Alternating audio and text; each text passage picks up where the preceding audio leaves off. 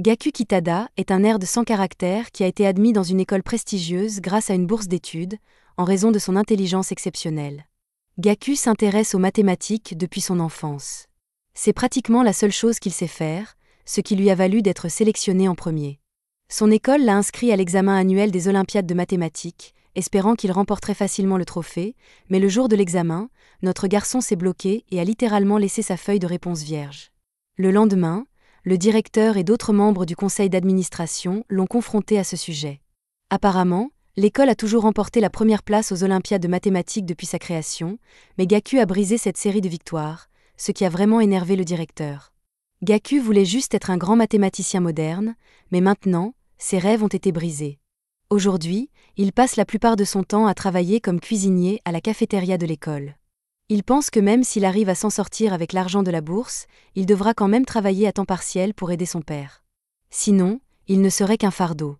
S'il n'y a pas d'autres complications, il devrait obtenir son diplôme dans environ 6 mois. Sa collègue Aya écoute son histoire sur les soba et admet que c'est un peu triste. Elle avait entendu des rumeurs selon lesquelles Gaku était le garçon le plus intelligent de l'école, elle ne s'attendait donc pas à entendre ce genre de choses. Quant à elle, elle aspire à obtenir une bourse sportive pour l'école et toujours sur liste d'attente, alors elle travaille ici pour gagner un peu d'argent de poche. Cela mis à part, elle demande à Gaku de donner des cours particuliers à son neveu stupide, car il est très intelligent, mais il n'est pas vraiment doué pour l'enseignement. Il trouve que cuisiner est une tâche facile et sans effort, à tel point qu'il peut même se laisser aller à la rêverie pendant qu'il cuisine. Pendant qu'il cuisine, Gaku se renverse accidentellement du ketchup sur le visage. Aya panique et lui propose de l'essuyer immédiatement, mais Gaku n'y prête pas la moindre attention et continue de cuisiner. À ce moment-là, un homme aux cheveux clairs et vêtu d'une capuche entre dans la cafétéria et aperçoit le délicieux repas que Gaku vient de préparer. Gaku a fini de cuisiner, il en sert donc à Aya en guise de repas gratuit pour le personnel. Elle jette un coup d'œil et commence à saliver.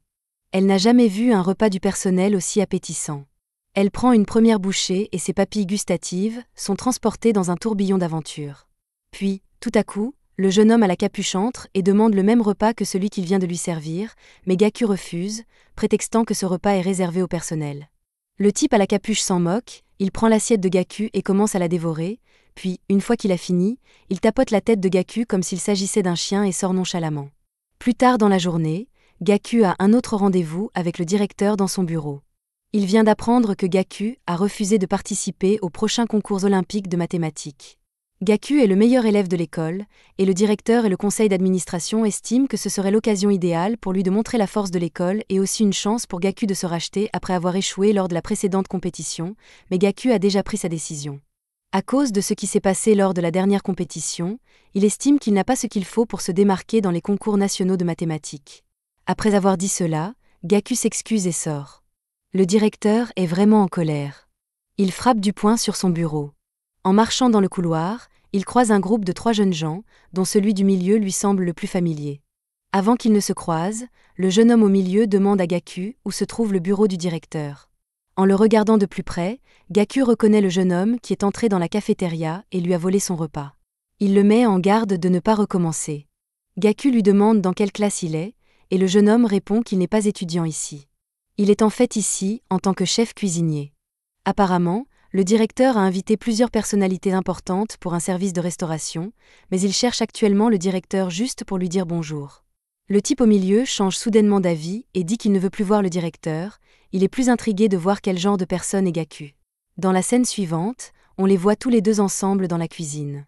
Le type s'excuse pour son comportement grossier de la journée et propose de lui préparer quelque chose à manger. Au fil de leur conversation, Gaku apprend que ce type n'a que 23 ans et qu'il possède déjà son propre restaurant. Il est vraiment envieux. Le type dit à Gaku de ne pas se sous-estimer. Gaku est assez intelligent pour passer l'examen des Olympiades de mathématiques. À ce moment-là, Gaku reçoit un appel téléphonique de son père surexcité, qu'il appelle juste pour lui demander comment ça se passe à l'école. Gaku répond à son père qu'il a réussi à maintenir ses notes et que, vu la situation, il devrait pouvoir entrer à l'université de Tokyo. Il promet à son père qu'il trouvera un emploi bien rémunéré après avoir obtenu son diplôme, mais son père lui dit de ne pas s'inquiéter à ce sujet. Il souhaite que Gaku obtienne un master et parte étudier à l'étranger. Il trouvera un moyen de financer ses études. Le père de Gaku sait à quel point son fils aimait les mathématiques quand il était enfant. Il estime que c'est son devoir en tant que parent de soutenir son rêve. L'appel prend fin, et le jeune homme aux cheveux clairs place un bol de napolitaine juste devant Gaku. Gaku est surpris de voir que la napolitaine est déjà prête, mais avant qu'il ne puisse commencer à manger, le garçon l'arrête et lui dit que Gaku a vraiment attiré son attention ces derniers temps, au point qu'il a fait des recherches à son sujet. Tous ses camarades de classe et ses professeurs s'accordent à dire qu'il a perdu son aura redoutable depuis l'incident lors de l'examen. Il regarde Gaku droit dans les yeux et lui dit qu'il ne se rend pas compte du potentiel qu'il a. Gaku trouve cette situation très inconfortable, alors il change de sujet et dit qu'il veut juste manger maintenant. Ce type a passé tellement de temps à bavarder que le napolitain qu'il a mis tant de temps à préparer est devenu détrempé. Il prévoit de manger rapidement et de partir. Gaku en prend une bouchée, mais dès qu'elle touche ses papilles gustatives, il est transporté dans un tourbillon d'aventure. Comment des nouilles détrempées peuvent-elles avoir un goût aussi délicieux? Gaku veut savoir comment elles ont été préparées, alors il demande au type comment il s'y est pris. À ce moment-là, un appel d'Aya l'interrompt, et il se lève immédiatement pour partir. Le type s'éloigne et se retourne vers Gaku, lui disant qu'il pense que ses pâtes napolitaines sont meilleures, c'est pourquoi il n'a pas utilisé la méthode qu'il a utilisée. Gaku reste sans voix et complètement incrédule. Le type est sur le point de sortir, mais avant de le faire, il se présente comme Kai. Puis il quitte la pièce. Une fois cela terminé, Gaku répond à l'appel d'Aya. Elle est à l'école et est en état de panique. Elle envoie à Gaku une photo du tableau d'affichage de l'école, qui montre que Gaku a été expulsé. L'école veut que Gaku rembourse la bourse d'études et l'expulse simplement parce qu'il refuse de participer aux concours olympiques de mathématiques de l'école. Que va-t-il dire à son père, qui travaille si dur pour payer ses frais de scolarité? Le directeur regarde Gaku qui est agenouillé sous la pluie et lui dit qu'il déteste plus que tout au monde être humilié. Le fait qu'il ait rendu une copie blanche pendant l'examen n'a apporté que de la honte à leur école. Sans compter qu'ils ont perdu beaucoup de dons de sponsors à cause de son geste. Ils lui ont même donné une seconde chance de se racheter lors du prochain concours de mathématiques, mais il a piétiné tous les efforts du directeur. Le directeur s'éloigne en disant que Gaku ne peut rien faire pour réparer cela. Il doit rendre l'argent de la bourse. Aya voit tout ce qui vient de se passer et s'apprête à courir vers lui, mais Kai surgit de nulle part et la devance. Plus tard dans la soirée, le directeur a une réunion importante avec des invités de marque. La réputation de son école est en jeu, il ne peut donc pas se permettre de leur servir de la nourriture de mauvaise qualité. C'est pourquoi il a invité les meilleurs chefs de la ville, et à mesure qu'ils entrent, le directeur les présente un par un. Les invités sont stupéfaits d'apprendre que Kai est un chef gastronomique et qu'il n'a que 23 ans. Kai est également le propriétaire du célèbre restaurant Chef K, qui est un restaurant une étoile dans la ville. Les invités sont stupéfaits en apprenant cela. Le directeur continue de flatter Kai inutilement, mais les invités ne sont que de plus en plus impressionnés. Peu après, la femme de chambre remet le menu au directeur. Il le consulte et est choqué de voir que le plat principal est des pâtes à la napolitaine. Le directeur sait que c'est un plat très basique, mais il décide tout de même de faire confiance à Kai. En réalité, Kai a kidnappé Gaku et le force actuellement à préparer une grande quantité de pâtes. Gaku ne supporte pas une telle tension et fait une dépression nerveuse. Il se sent comme un moins que rien qui ne servira jamais à rien. Il ne se sent pas digne de cuisiner pour les invités importants du directeur. Depuis les Olympiades de mathématiques, il a l'impression que son existence n'a aucun sens. Aya voit que cela affecte vraiment Gaku, alors elle suggère qu'il rentre à la maison, mais Kai l'interrompt en disant que s'il s'assoit et prépare de délicieuses pâtes napolitaines, il lui garantit que cela améliorera sa situation actuelle. Kai lui donne deux options: continuer à vivre paisiblement sa vie de perdant ou s'accrocher à cette lueur d'espoir qui pourrait changer sa vie. Gaku entend cela et pense à tous les efforts que son père a déployés pour l'amener là où il en est aujourd'hui, et il ne peut pas le décevoir. Gaku est toujours indécis, mais il enfile quand même son tablier et se met à cuisiner. Il commence à préparer le plat, mais il n'est pas du tout confiant. Il se demande pourquoi Kai tient tant à ce qu'il prépare des pâtes à la napolitaine alors que sa version était bien meilleure. Kai le regarde simplement avec un sourire en coin et lui dit qu'il doit sortir des sentiers battus pour réussir la parfaite napolitaine. Gaku réfléchit à cela et a une idée géniale. Il commence immédiatement à rincer les pâtes à l'eau froide, puis les met au réfrigérateur. Aya voit cela et est perplexe, car cela ne ferait que ramollir les pâtes.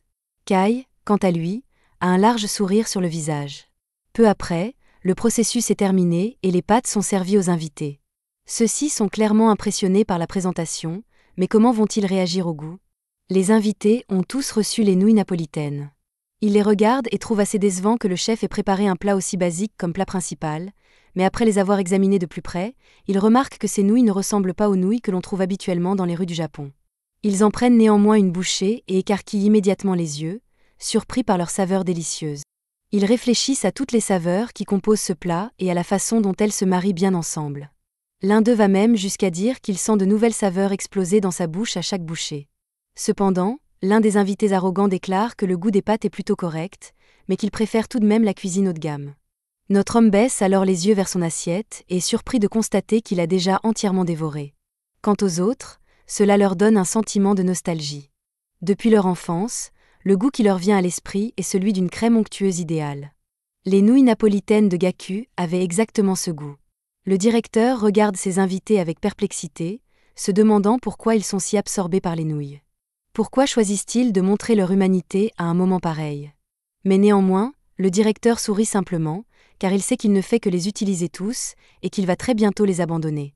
Puis, une fois que tout le monde a fini de manger, le directeur demande à chacun s'ils ont apprécié le repas. Ils répondent tous positivement, disant qu'ils ne s'attendaient pas à être émus par un plat aussi simple. Kai se penche alors et demande au directeur s'il serait possible d'appeler le chef qui a préparé les nouilles. Le directeur accepte, disant qu'il serait logique de le remercier d'avoir fait de son dîner avec les invités un tel succès, mais à ce moment-là, le directeur s'étouffe en voyant Gaku sortir lentement. Kai prend la parole et dit que lorsqu'il a rencontré Gaku pour la première fois, celui-ci avait déjà poussé la qualité des nouilles napolitaines à son maximum. Gaku avait parfaitement compris la commande des ingrédients. Il ajoute d'abord les oignons, puis, après la réaction de Maillard, il ajoute les saucisses bratwurst et les poivrons. Enfin, il ajoute les pâtes et les fait sauter avec du ketchup. Ce que Kai a trouvé le plus intéressant, c'est que Gaku met les pâtes d'un côté, puis verse le ketchup directement dans la poêle de l'autre côté. Cette méthode permet d'augmenter plus rapidement la température du ketchup, ce qui aide à obtenir un arôme de tomate parfait. Les invités du directeur entendent cela et sont totalement incrédules. Ils ne s'attendaient pas à ce qu'un détail aussi insignifiant fasse une telle différence. Une autre chose que Kai a trouvée intrigante est le fait que chaque fois que Gaku prépare un plat occidental, il règle toujours la température de la fourchette à exactement 45 degrés Celsius. C'est ce qui a étonné Kai dès leur première rencontre. Les invités y réfléchissent et admettent que lorsqu'ils ont pris la fourchette, elle était très chaude et agréable au toucher. Ils pensent que s'ils avaient une fourchette froide dans la main, ils se seraient sentis moins à l'aise.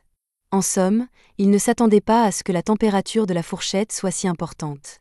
Kai mentionne qu'il chauffe également les fourchettes et les assiettes dans son restaurant, mais Gaku le fait de manière plus efficace.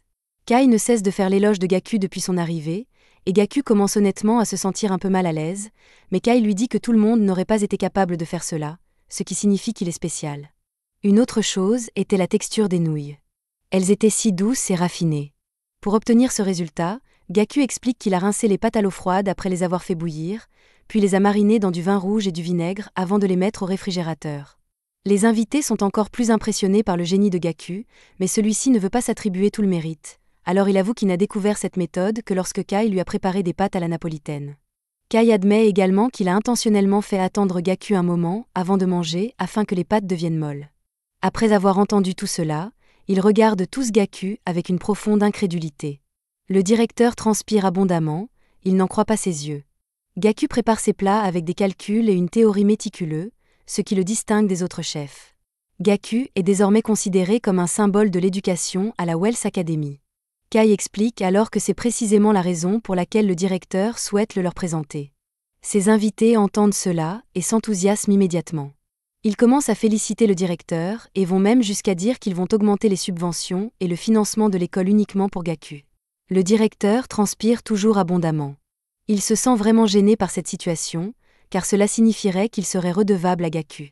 Kai se penche alors vers le directeur et l'informe que ses invités VIP sont prêts à soutenir son académie tant que Gaku y est, donc s'il refuse de le féliciter dans ces circonstances, les choses pourraient prendre une tournure imprévisible. Le directeur n'a d'autre choix que de se soumettre. Il s'incline et remercie Gaku pour cette opportunité, et rien qu'en regardant l'expression sur son visage, on voit bien que notre homme déteste chaque seconde de cette situation. Une fois cela fait, Kai et son équipe s'éloignent. Kai se retourne vers Gaku et lui assure que sa façon mathématique de penser est définitivement faite pour la cuisine, et que s'ils parviennent à travailler ensemble, ils pourraient réaliser des choses jamais faites auparavant dans une cuisine. Dans la scène suivante, Gaku se réveille en sursaut de ce cauchemar, en sueur. Il descend immédiatement et s'assoit avec son père. Son père est un peu trop excité que Gaku ait réussi à entrer à la célèbre université de Tokyo. Gaku exhorte son père à ne pas se montrer aussi excité et surpris, car il savait pertinemment qu'il avait bien réussi l'examen blanc. Puis, l'attention de Gaku se porte sur une femme à la télévision, connue sous le nom de Musashi. Apparemment, elle participe régulièrement aux Olympiades de mathématiques. Elle se vante et affirme qu'elle va obtenir un score parfait à l'examen d'entrée. Le père de Gaku reconnaît qu'elle est douée, mais il n'aime pas le fait qu'elle se vante ainsi. Gaku se souvient de la fois où il a rencontré Musashi en personne. Elle lui a posé une question mathématique simple, à laquelle Gaku a donné une réponse simple, mais ce qu'elle a fait a beaucoup intéressé Gaku. Elle a littéralement élaboré sa propre théorie pour résoudre la question. À partir de ce moment-là, Gaku a su qu'elle était une personne exceptionnelle. Le père de Gaku voit que son fils commence à avoir des sentiments mitigés à propos de toute cette histoire, alors il se précipite dans la cuisine et lui sert à manger.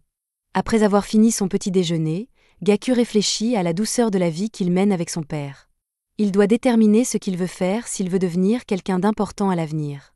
Il pose son assiette et annonce immédiatement à son père qu'il va partir à Tokyo pendant quelque temps. Cette déclaration surprend son père, et Gaku s'en rend compte, alors il le rassure en lui disant qu'il reviendra bientôt. Son père n'est pas tout à fait sûr de ce qu'il a en tête, mais il lui dit quand même d'y aller, car il sait que c'est quelque chose qu'il doit découvrir par lui-même. Cela dit, Gaku passe toute la journée à voyager seul au cœur de Tokyo, à la recherche de ce qui comblera son désir le plus cher. Il arrive au restaurant de Kai et est accueilli par Rana, la sous-chef. Elle reconnaît immédiatement Gaku comme étant celui qui a créé les célèbres nouilles napolitaines. Elle se dirige vers la cave à vin et lui offre un verre.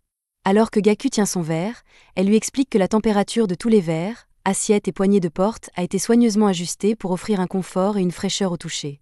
Si Rana se montre si amicale avec Gaku, c'est principalement parce que Kai lui a déjà dit beaucoup de bien de lui par le passé. C'est là qu'elle a appris l'importance de contrôler la température.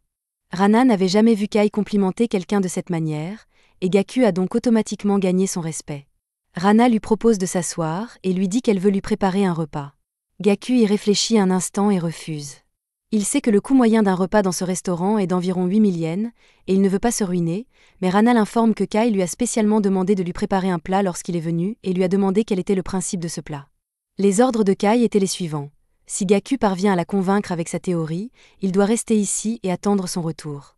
Sinon, il doit prendre ses frais de transport et partir immédiatement. Rana s'approche de lui et pose une assiette magnifiquement décorée. Il est tellement surpris par la présentation qu'il ne peut que la regarder, mais avant qu'il ne puisse commencer à manger, Rana décide d'être brutalement honnête et dit à Gaku qu'il lui sera impossible de devenir chef dans ce genre de restaurant. Le monde culinaire est un endroit vraiment effrayant, et elle ne pense pas qu'une personne comme lui, qui n'est pas ambitieuse, soit faite pour cela. Puis, tout à coup, Gaku l'interrompt et lui demande poliment d'arrêter de bavarder afin qu'il puisse enfin goûter le plat. Il en prend une bouchée et est transporté dans un tourbillon de saveurs. Quelques secondes plus tard, il devine facilement que le plat est principalement composé de crabes. Il trouve très intéressant qu'elle ait associé du porc et du crabe dans ce plat. Alors que Gaku donne une analyse détaillée, Rana ne peut s'empêcher de fixer le feu qui brûle dans ses yeux. Puis, Gaku fait quelque chose qui laisse Rana bouche bée. Il demande un stylo et du papier et commence à écrire des fonctions mathématiques pour le processus de cuisson de ce plat. Après un petit moment, il rédige la formule parfaite pour le plat. Rana ne peut s'empêcher d'admettre que toutes les déductions faites par Gaku jusqu'à présent sont correctes. Cependant, elle décide de lui faire passer un dernier test et lui demande ce qu'il pense du crabe. À sa grande surprise, Gaku est facilement capable de prédire qu'il s'agit d'œufs de crabe. Un léger sourire se dessine sur son visage, elle a trouvé la perle rare.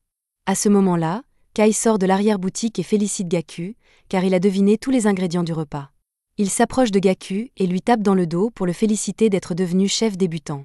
Rana et son collègue se regardent, stupéfaits, car ils n'ont jamais vu Kai d'aussi bonne humeur avec l'un de ses chefs. Gaku dit à Kai que depuis leur dernière rencontre, il n'a pas cessé de penser à l'accord qu'il lui a proposé. La dernière fois qu'il a pu apprécier les mathématiques simples, c'était quand il était enfant, mais maintenant qu'il peut mettre ses connaissances mathématiques à profit dans la cuisine, c'est vraiment exaltant pour lui. Il reconnaît également qu'il n'aurait jamais découvert cette compétence dont il ignorait l'existence sans la cuisine de Rana, et il la remercie pour cela. Rana le regarde et est surprise qu'il ait pris le temps d'apprécier son chef. Gaku n'est pas vraiment sûr de vouloir devenir chef. Ce qu'il veut savoir, c'est la raison de cette passion impulsive pour la cuisine. À ce moment-là, l'un des membres du congrès présent à la réunion précédente, nommé Wishi, entre dans la pièce, rappelant à Gaku qu'il fait partie des personnes qui ont goûté ces incroyables pâtes napolitaines et qu'il est son plus grand fan depuis ce jour. Apparemment, Wishi est devenu sponsor du restaurant grâce à Gaku, et comme c'est aujourd'hui l'anniversaire d'un membre de sa famille, il a promis à Gaku de lui préparer un repas spécial. Kai regarde Gaku d'un air sérieux et lui dit de ne pas tout gâcher, sinon À ce moment-là, Wishi ouvre la porte à son invité. Gaku regarde vers la porte et voit que c'est Musashi, son ancienne rivale aux Olympiades de mathématiques. Il s'avère que Musashi est la fille du député. Elle le reconnaît et est surprise de le voir ici. Gaku informe Wishi qu'il a rencontré sa fille lors du tournoi des Olympiades de mathématiques, mais qu'ils ne se sont pas revus depuis le camp d'entraînement de printemps. En y réfléchissant bien, Gaku se rend compte que cela est tout à fait logique, étant donné qu'ils portent tous deux le même nom de famille. Wishi explique à Musashi que Gaku est l'incroyable chef qui l'a impressionné avec ses pâtes napolitaines. Gaku entend cela et commence à transpirer, ne sachant pas quoi dire, mais Kai lui dit de ne pas être toujours aussi modeste. C'est lui qui a préparé ces délicieuses pâtes ce jour-là, il devrait donc se comporter en conséquence. Kai ne s'attendait toutefois pas à une telle coïncidence, lui et le client venant du même camp d'entraînement pour les Olympiades de mathématiques. Kai informe Musashi que Gaku prépare ses meilleurs plats en utilisant une approche mathématique. Musashi entend cela et est choquée. Elle regarde Gaku et lui demande si cela signifie qu'il a renoncé à devenir mathématicien. Son père suppose que Musashi serait intéressé par la cuisine préparée à la manière d'un mathématicien. Cependant, elle répond que depuis son enfance, elle a toujours été intéressée par la pensée mathématique de Gaku. La première fois qu'elle a rencontré Gaku, c'était lors d'un concours de mathématiques olympiques. Un jour, elle a pris son courage à deux mains pour aller le voir et lui poser une question. Après avoir fait sa connaissance, elle a été fascinée par sa façon de penser mathématique. À l'époque, elle affirme que Gaku avait des techniques uniques pour résoudre les problèmes, et qu'il semblait vraiment s'amuser en les résolvant. Cependant, elle ne s'intéresse plus à lui. Lorsqu'ils se sont revus après une longue période de séparation, elle a trouvé que sa façon mathématique de penser s'était détériorée au point de devenir ennuyeuse. Elle pense donc que continuer à parler à Gaku n'aurait qu'un effet négatif sur son intelligence. De plus, elle ne s'intéresse pas du tout à la nourriture, elle ne voit donc aucune raison de rester ici. Elle se retourne pour partir, mais avant qu'elle ne puisse le faire, Kai l'interpelle et lui demande pourquoi elle prétend être une si grande mathématicienne alors qu'elle ne veut même pas goûter à la nourriture préparée selon une approche mathématique. Gaku se rend compte que Kai prend sa défense, alors notre garçon change d'expression et admet que ses paroles l'ont un peu blessé, mais que ce n'est pas grave. Son devoir aujourd'hui est de cuisiner pour elle et de s'assurer que c'est délicieux. Il lui demande de réfléchir une dernière fois à l'idée de goûter son plat. Elle y réfléchit une seconde et finit par accepter, puis elle s'assoit avec son père et on lui dit que le repas lui sera servi dans environ 1 heure. Pendant ce temps, dans la cuisine, Gaku a un peu de mal à choisir les ingrédients à utiliser pour le repas. Bien qu'on lui ait dit qu'il pouvait utiliser tout ce qu'il voulait, les ingrédients ici sont beaucoup trop extravagants et il n'y est pas habitué. Au même moment, Rana se trouve à l'avant de la cuisine et est actuellement en colère contre Otei, le sous-chef, qui arrive toujours en retard au travail, mais Otei se défend en disant qu'il est allé chercher le vin pour le plat qu'il s'apprête à préparer. Le fait que Gaku ait été totalement ignoré lui fait réaliser que Rana avait raison de dire que la cuisine était un champ de bataille. L'ambiance y est si tendue qu'il ne peut même pas poser de questions, mais à ce moment-là, quelque chose de surprenant se produit. Kai propose d'être l'assistant de Gaku. Il estime que Gaku est encore un amateur en matière de préparation des ingrédients, mais il promet de ne pas interférer avec ses idées. Kai dit même qu'il serait prêt à lui expliquer les caractéristiques des ingrédients, car il souhaite simplement le voir donner le meilleur de lui-même. Gaku admet que cela l'aiderait beaucoup. Il prévoit de recréer l'idée culinaire de Rana de tout à l'heure, alors il demande à Kai de lui indiquer la valeur umami de chaque ingrédient. Gaku est surpris de voir Kai commencer à écrire la valeur de chaque ingrédient de mémoire. Kai mentionne qu'il connaît simplement la valeur approximative de chacun d'entre eux. Il a une compréhension générale des caractéristiques des autres ingrédients, qui peuvent facilement être trouvés sur Internet. Une fois qu'il a fini d'écrire, il s'écarte pour montrer le tableau à Gaku et lui dit que le plat préparé par Rana se composait de 2 saveurs umami, l'acide inosinique et l'acide glutamique. Il ajoute à Gaku que s'il combine ces 2 ingrédients, il est convaincu qu'il pourra préparer un plat qui surpassera celui de Rana. Rana entend cela et semble plutôt perplexe, car Kai a omis un détail très important. Kai se retourne vers elle et lui fait signe de ne rien dire. Il s'agit d'un simple test qu'il fait passer à Gaku, mais celui-ci comprend immédiatement et affirme qu'il y a certainement plus de 2 composants umami. Le personnel entend cela et est stupéfait de voir comment il en est arrivé à cette conclusion. Pour obtenir le même effet synergique que le plat de Rana, il faudrait un 3e composant umami, telle est son hypothèse. Pendant ce temps, Musashi jette un œil par la porte pour voir comment Gaku s'en sort dans la cuisine. Kai félicite Gaku d'avoir compris. Kai a volontairement omis de mentionner le 3e composant, car il voulait que Gaku réfléchisse et trouve la réponse par lui-même. S'il n'était pas parvenu à cette conclusion, cela aurait signifié qu'il se contentait de copier la recette de Rana, et dans ce cas, il aurait simplement dit à Gaku de dégager. Cela dit, Rana verse un peu de bouillon d'huître dans une assiette pour que Gaku le goûte. Il en prend une gorgée et s'étouffe presque lorsqu'il se rend compte que la formule qu'il vient de donner pour la recette ne tient pas la route. Rana lui explique qu'il s'agit d'un double piège tendu par Kai. Le bouillon d'huître a été ajouté uniquement pour imiter l'effet de synergie, c'était juste un ajout inutile pour déstabiliser Gaku. Kai prend alors la parole et dit à Gaku que pour un cerveau mathématique, son idée est bonne, mais que son équation ne tient pas la route dans le monde réel. Gaku voit que le temps presse et commence à paniquer. Il a même des flashbacks de cette fois où il s'est étouffé pendant son examen de mathématiques. Musashi observe de loin et, bien qu'elle ne s'y connaisse pas beaucoup en cuisine, elle voit que Gaku est en difficulté, alors elle s'en va en disant qu'elle a terminé. Pendant ce temps, Gaku se concentre sur un ingrédient haut de gamme appelé tilopiche. Gaku pense que le tilopiche serait la variable manquante dans son équation, et au moment où il dit cela, Kai sourit et dit qu'il vient de trouver la solution. Gaku note la recette à base de tilopiche, de pétoncle et de prashido. C'est leur seule chance pour l'instant. Un membre du personnel vient annoncer qu'il est presque l'heure de servir l'accompagnement, alors ils travaillent tous aussi vite que possible pour préparer le poisson à queue, et une fois que c'est fait, la serveuse l'apporte au client pour qu'il le déguste. Musashi et son père prennent leur première bouchée du plat et restent instantanément sans voix devant son goût délicieux. Son père commence à s'enthousiasmer car il constate que l'assaisonnement parfait fait ressortir les caractéristiques du poisson à queue. Il n'aurait jamais pensé que cela se marierait si bien avec le prashido. L'ajout de riz au fond était la cerise sur le gâteau, car il lie parfaitement les deux saveurs présentes dans le plat. Ce sentiment est le même que celui qu'il a ressenti lorsqu'il a goûté les pâtes napolitaines, le même sentiment chaleureux et familier. Musashi est encore essoufflée, elle demande à Gaku quel est le nom de ce plat. Il répond, ce plat est connu sous le nom d'okazuke. C'était un plat que le père de Gaku lui préparait souvent quand il était enfant. Cependant, il est surtout préparé lors d'occasions spéciales. Gaku a réalisé que lorsqu'il cuisinait pour des clients, il ne pouvait pas se fier uniquement aux valeurs numériques de l'umami. Il devait se fier à son propre jugement pour obtenir la meilleure saveur possible. Musashi entend cela et est d'accord avec Gaku, affirmant que s'en tenir à des règles et à des valeurs en cuisine ne ferait que rendre le processus rigide et qu'il faut laisser une certaine marge de manœuvre. Kai intervient alors et dit que la cuisine n'a rien à voir avec l'opinion subjective du chef, mais plutôt avec celle du client. À la fin de la soirée, il raccompagne tous les clients à leur voiture, mais avant leur départ, Gaku apprend que Musashi a laissé son carnet dans le restaurant, et il le lui remet. Elle écarquille immédiatement les yeux de surprise et le lui arrache des mains. Après cela, elle le remercie simplement pour le repas et s'éloigne, le visage impassible. Alors que le député s'éloigne en voiture avec Musashi, il lui dit qu'elle n'aurait pas dû réagir aussi froidement envers Gaku après qu'il lui ait rendu son cahier, car c'était finalement un geste très gentil de sa part. Mais il ignore que Musashi idolâtre Gaku depuis toujours et qu'elle possède une photo d'eux deux ensemble. De retour au restaurant, Gaku se tourne vers Kai et lui demande gentiment de le laisser venir travailler ici après avoir obtenu son diplôme. Le plaisir qu'il éprouvait à résoudre des problèmes mathématiques lui semblait être un souvenir d'enfance abandonné, mais il commence enfin à retrouver ce sentiment. Cependant, Kai se souvient que Gaku rêvait autrefois de devenir mathématicien, alors il lui demande ce qu'il compte faire à ce sujet. Gaku répond qu'il trouvera un moyen de convaincre son père. De plus, il peut entrer à l'université de Tokyo quand il le souhaite, mais c'est le seul endroit où il peut trouver ce genre d'impulsion. Il veut ouvrir les portes de la vérité dans le monde de la cuisine. Cela dit, Kai lui serre la main et accepte sa proposition.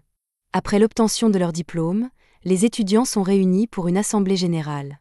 Gaku est désormais le sujet de conversation de toute l'école. Il a réussi à entrer à l'université de Tokyo, qui est l'université avec le taux d'acceptation le plus bas du pays, mais même après cela, il a immédiatement abandonné ses études. À la fin de l'événement, Aya apprend qu'il a abandonné ses études et lui demande si c'est vraiment ce qu'il veut faire. Aya a obtenu son admission grâce au programme sportif d'une université à l'autre bout du pays. Si jamais il rencontre des difficultés, elle lui dit de ne pas hésiter à l'appeler. Le père de Gaku sait que son fils va se lancer tête baissée dans une voie qu'il n'a jamais empruntée et que cela sera difficile, mais il souhaite avant tout que Gaku poursuive ses rêves. Avant de lui dire au revoir, il lui conseille de faire de son mieux et de ne pas oublier qu'il n'a pas à affronter seul les difficultés, car il a un foyer où il peut revenir quand il le souhaite. Sur ces mots, ils se disent au revoir et Gaku prend la route. Assis dans la voiture, Gaku ne peut s'empêcher de se sentir coupable que son père ait voulu qu'il étudie et obtienne son diplôme à l'université de Tokyo, alors qu'il n'a réussi qu'à être admis. Gaku ne sait pas ce que l'avenir lui réserve, mais il espère sincèrement que cela en vaudra la peine. C'était la fin de l'épisode 3. Abonnez-vous pour ne pas manquer le prochain.